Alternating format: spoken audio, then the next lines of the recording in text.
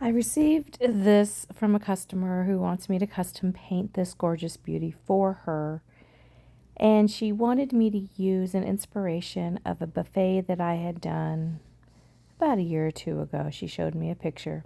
So we're going to start out using all DIY products on this. Well, not all, but the paint's going to be DIY. So it is DIY paint, which is a clay-based paint.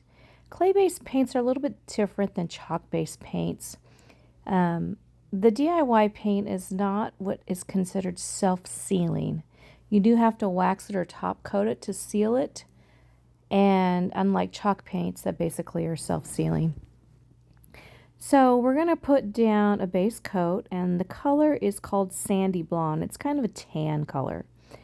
The reason that I'm putting down this color first is I will blend over the top a couple shades of like a brown gray and a light gray. And then what happens is when I sand down past them to smooth out the finish, I then get the tan showing through. So we're going to go ahead and start blending. We're going to go ahead and lay out. This color is called Prairie Gray. It's really pretty when it goes on. It's a really pretty brown gray, which personally I love the brown grays. I do not like blue grays at all. So it's right up my alley. Actually, my buffet in my home is painted the same way. I'm going to lay out the Prairie Gray, and I will tell you that the clay-based paint seemed to be a lot thicker. So using a fine mist sprayer to move your paint around will really help. I painted this actually in the wintertime, so it wasn't drying super fast because of weather. It was just not moving super well because it's such a thick base paint. So in the center of the doors, I am going to put a lighter color. The color I'm using in the middle is called Faded Burlap. It is a tan gray color. So it's going to go really good with this whole thing. I'm going to give it a little spritz of water. Right now I'm just trying to play with it to get kind of the disposition of what I want. When I laid out the Prairie Gray, I'm going to go ahead and now start blending in the Faded Burlap. I am just using little tiny bites of paint when I'm blending in the second color. And the more you use your fine mist sprayer to wet your paint, the easier it is to move around on your piece. Don't be afraid. Try not to use like a regular spray bottle. You want something that has an actual fine mist, like a continuous mist, one you would use on your hair or something like that.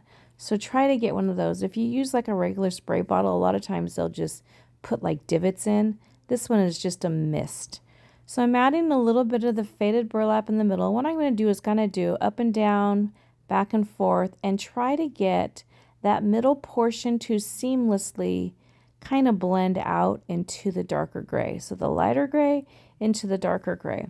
What this does is it kind of gives the illusion of depth in the middle of your piece instead of your pieces just being all one color. The clay-based paints are really good for this, and they're super fun to play with and do and just go to town. The brush that I am using, it is called a Klingon 040. It is my favorite paintbrush to use. The one in my hand I think is about 9 years old. So my brushes are real old, but they are my favorites. They're nice and worn and broken in, and they just work so well. They lay out paint. And let me tell you, if you're just starting your chalk painting journey, using the right tools really will help you get a better finish than anything. I have a brush graveyard in my store that brushes that I won't use because for one reason or another. But the Klingons are the brushes that I love more than anything. They are fabulous. So just apply your paint, get it going, and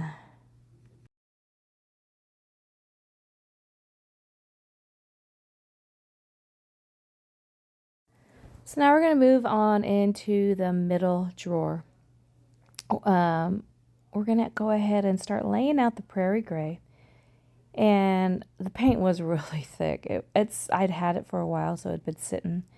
But that's what the water's for. Don't be afraid to use your fine mist sprayer to get your paint to move, and just work it. Now, the thing about using any kind of sprayer, the clay-based paint reactivates with water, meaning it could be dry, and once I spray it, if I paint it a lot, like if I put my brush over the tan portion that I had painted earlier and sprayed it with water, I could basically wipe it all off. I'm trying to add this paint and spray my water basically more on the gray paint and not the tan paint because I really don't want to reactivate that bottom layer. So now we're going to put the faded burlap in the middle. And I want to apologize because there's a shadow on the top from my light and it makes it look like it's a box, but it really isn't. I'll move it later in the video so you can see. But the whole idea is to lay out your paint, spray it with water, and then start working it back and forth, up and down, in and out, until one color fades into the next, and next thing you know, you can't tell where one color started and one color ended. That's the whole idea with blending.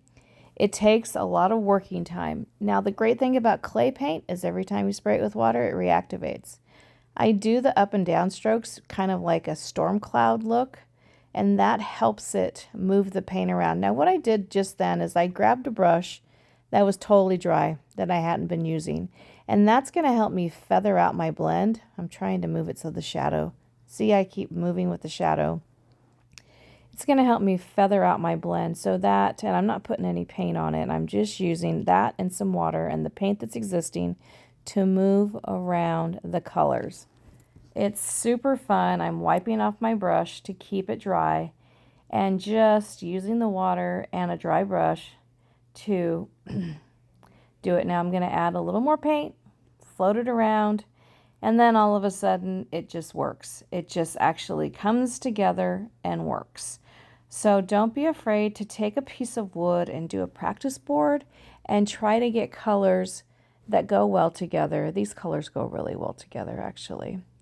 And play with it. Now, you won't pull up the bottom layer of paint because it just doesn't happen with clay-based paints. So, it's dry. Do you see the bottom drawer? The bottom drawer is unwaxed. The paint actually fades 2 to 3 shades when it dries. Now, this is when the magic happens. You grab the wax and you apply it. When you apply the wax, this is the true color that it's going to be. Clay-based paints like DIY paint will fade like 3 shades. So some people have a hard time trying to figure out what the heck happened to the color I was using.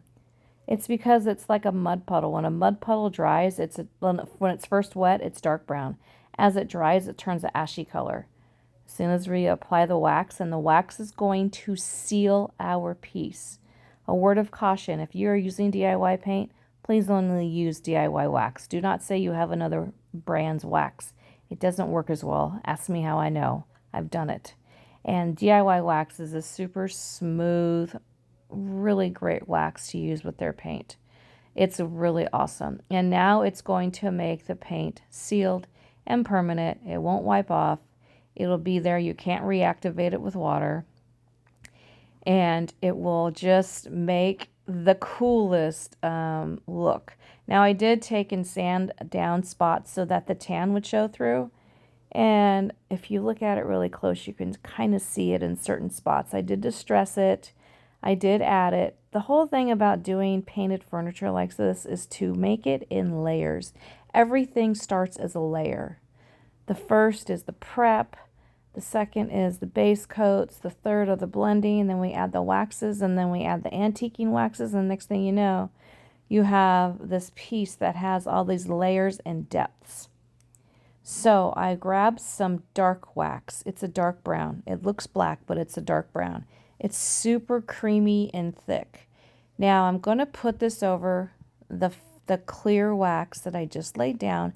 I'm going to concentrate on putting it in the corners and that little ridge that goes around because it's really going to set in those areas. And also on this decorative embellishment that's on the front of this, I'm going to put that wax and really push it down into all those crevices because the crevices are the part that makes it look so cool when it's totally finished. I'm going to just really work it in there. get that wax brush and work it in there. I'm using a smaller wax brush to do this. And just make sure that when you do wax your pieces that you don't go and do another project, because that wax will dry looking just like this. And you really don't want that. You want your wax to still be fluid and move. And then I take a microfiber cloth and I just kind of rub it, and it just leaves the coolest little shadow and the little bit of depth that the piece didn't have prior. Without the dark wax, the antiquing wax, the pieces just don't have the depth that they would. It really, really, really helps a lot. Hard to see on video, I know. Easier to see in person. It adds so much depth, you guys. It is like the icing on the cake. So wipe it off with a good microfiber. Keep moving your microfiber so you're not like smearing brown wax over and over and over again. And just keep moving it and do a little section at a time. Don't do the whole thing. Do a section at a time, because you don't want it to dry until you're able to buff it and get it to look really nice. So I did the bottom drawer first, and then I'll do the top part. And it just is the best addition to your piece. You guys are going to love this stuff. So I have DIY wax and all the paint available on my website, tonatransformations.com. I ship next day, and it's super awesome. You'll love it. Now, it's easier to see how the before. This is the paint dry. It's crazy, right?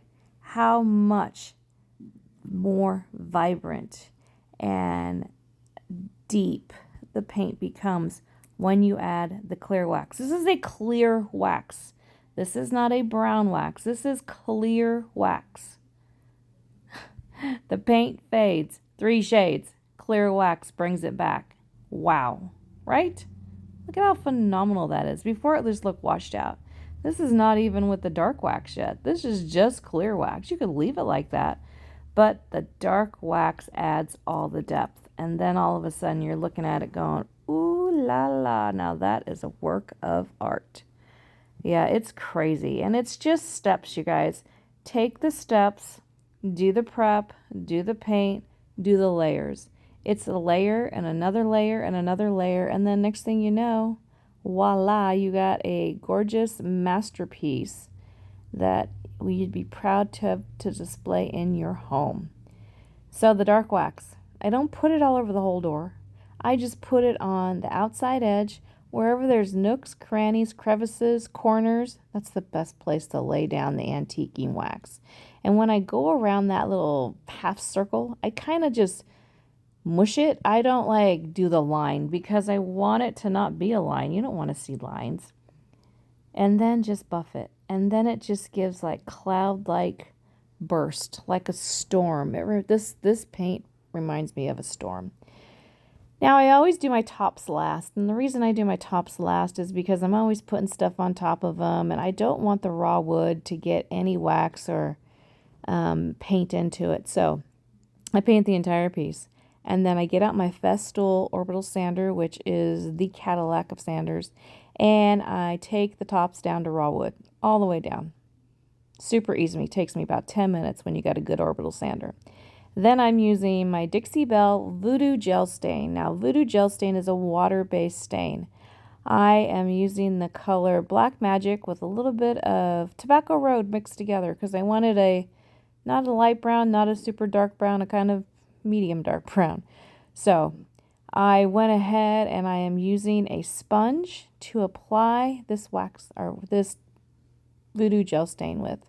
It is a sponge. It's a Dixie Belle sponge. I get it damp and I just add it layer and layer. I don't stop. I go all the way through and add it on top, and then I will put 4 coats of a top coat over the top to protect it. It will look so amazing. It's just the prettiest gel stain you've ever used. Just great. We have like 10 colors in the Dixie Belle Voodoo Gel Stain category. And like I said, they're on my site. So this is the finished product. She's beautiful. What a beautiful piece. I hope the client is excited to pick her up this week. Can't wait to show her. Thanks for watching. Please subscribe.